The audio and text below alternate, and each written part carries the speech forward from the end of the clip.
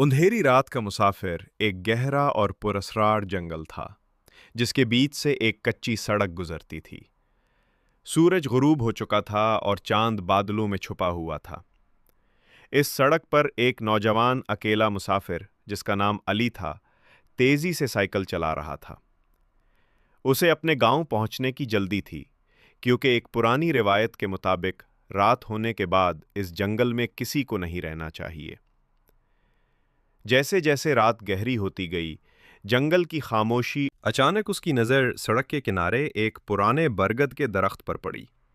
उस दरख्त की शाखें लटक रही थीं और ऐसा लग रहा था जैसे वो किसी चीज़ को ढांप रही हैं।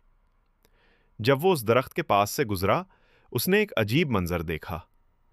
दरख्त के नीचे एक कच्ची कब्र बनी हुई थी और उस पर एक पुरानी चादर पड़ी थी। हवा चल रही थी और वो चादर आहिस्ता आहिस्ता हट रही थी। इस मंजर को देखकर अली का दिल जोर जोर फख हो गया और वो तेजी से उस गांव की तरफ भागने लगा। लेकिन उससे पहले कि वो गांव में दाखिल होता, उसे महसूस हुआ कि किसी ने उसकी कमीज पकड़ ली है। वो पीछे मुड़ा तो देखा कि वही गीली मिट्टी का निशान उसकी कमीज से फैलता जा रहा था और उसकी साइकिल के पहियों से जुड़ी हुई फख हो गया और वो तेजी से उस गांव की तरफ भागने लगा।